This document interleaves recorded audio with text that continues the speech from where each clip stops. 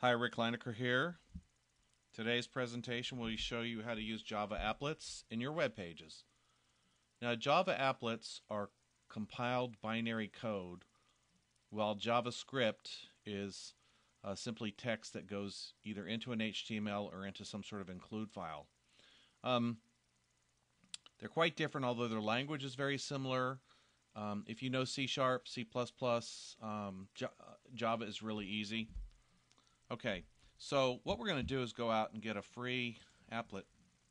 There are tons and tons of free applet pages on the web. I'm at javaboutique.internet.com, and I'm going to download this Roving Eyes applet. Let me click the download button here, open with WinZip. Almost all these are going to be some sort of an archive. All right, so let me go ahead and extract that. And here I have Eyes. Now, I am actually going to make a mistake on purpose and show you how to deal with it. So, we don't want the source, but we do want codebase, doofus.jpg, and this java.policy.applet. So we take that, paste it in there. Now we're going to go out to their website and copy their code that shows you how to embed this into a web page. Remember, Dynamic Drive always had it right. Well, this actually happens to not be right. So let me save it and double click on default.htm, and of course Windows 7 allow blocked content. You got to do that. And then I got an error. Okay, so let's talk about why we got that error.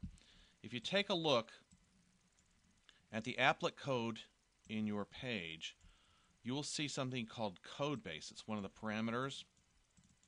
Okay, and if it says codebase equals quote period quote, that means that the applet is in the current directory.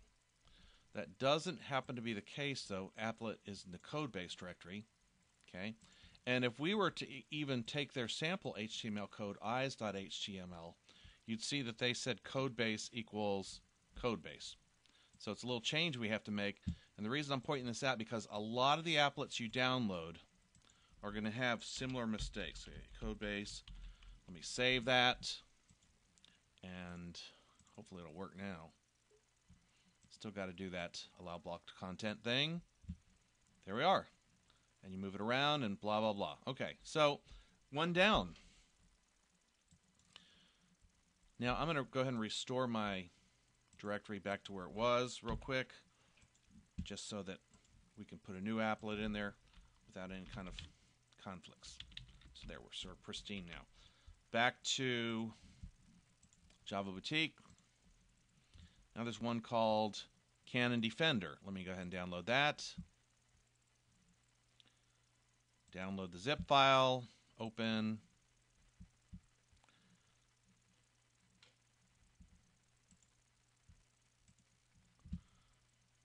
Okay. Here we go. Let me extract this to the desktop. Okay, let's see what we have on the desktop here. Have this folder here called Canon Defender, and inside of that, pictures, sounds, and the class. Oh, it looks perfect. Now, since canon.class is in the root directory, our code base should be just dot, right? So let's go back to Java Boutique and see, oh, there's no source code, no sample HTML source code. Okay, so what we're going to do is we're going to do our best to guess, and this is sometimes what you're going to have to do. You're going to have to make your best guess as to what it might need to be. First one we have is an applet tag. I'm going to leave that open for right now, and here's my close applet. Okay. Okay, and here I've filled in some values that hopefully make some sense. The code is Canon. That's just the main Java class without the .class. Codebase is dot because we're in the current directory. Width 400, height 135. I have no idea if that's right. And we just go ahead and name it Canon Applet. That's usually what I do. Save this guy. Come out here and run default.htm. Allow blocked content. And let's see. Oh, it looks like it's loading. Canon Defender made a sound, and then it kind of hangs up and isn't doing anything. So obviously there's something we don't know about this that we're not going to be able to figure out unless we finally get the HTML demo code. So I'm going to get rid of this, and we're going to go in search of another app. Let me clean up my directory here. Pictures, sounds, canon.class, get rid of those. Okay, now we're pristine again.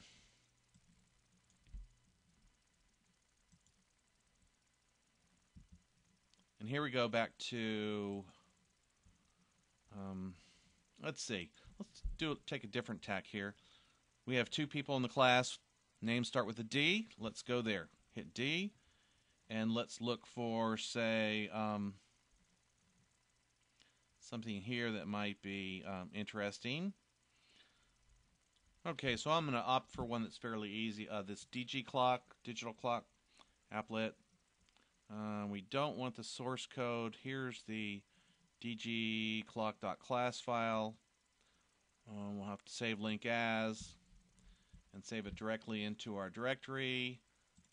So this is not zipped, which is unusual. Just one more step for you to have to do. Let's see. Okay, so we're going to put it in Web 115. Let's see, learn to use. Let's see, use Java Applets here. Just save that guy right in there. And we're good. And they've even got some source code, HTML code. So we'll grab that, paste it in here, save it. Notice there's no code base. So if you don't see any code base, it defaults to the current directory. And I actually am not sure if this dgclock.class is even going to work. So let's go ahead and run it and see if it works.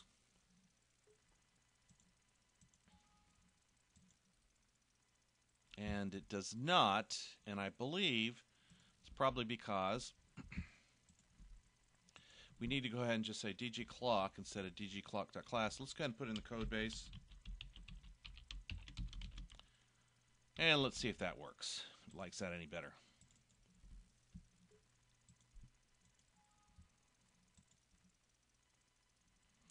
Okay, so let's see what the error is.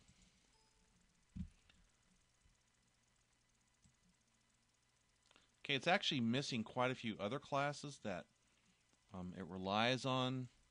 So basically, someone put this out here. It was a joke.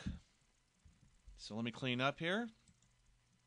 And we'll go in search of another one, because that one obviously wasn't going to work.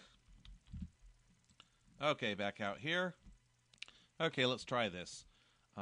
This earthquake thing here. There are several files we have to copy over. Save link as. Hopefully it's going in the right place. Yeah, we don't have to save this. Here again, I actually have no clue. That's one of the problems with a lot of this free Java stuff. Most of it doesn't work. Now you tell me. Okay, so grab this, paste it in. Let's just kind of check our directory, make sure we have that stuff. All right, let's run it and see what happens.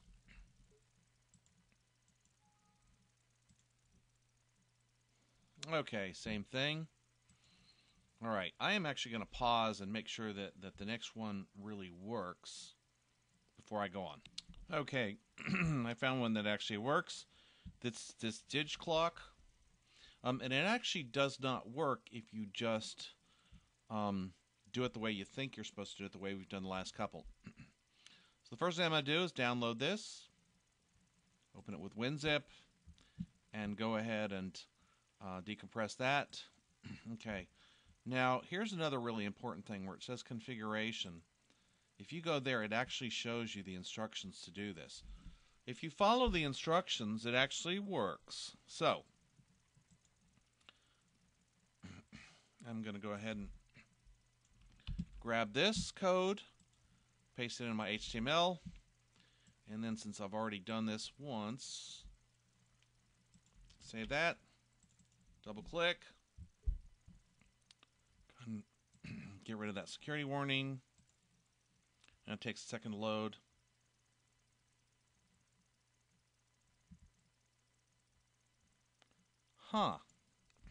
Okay, once again, ambiguity has foiled me, and this should work.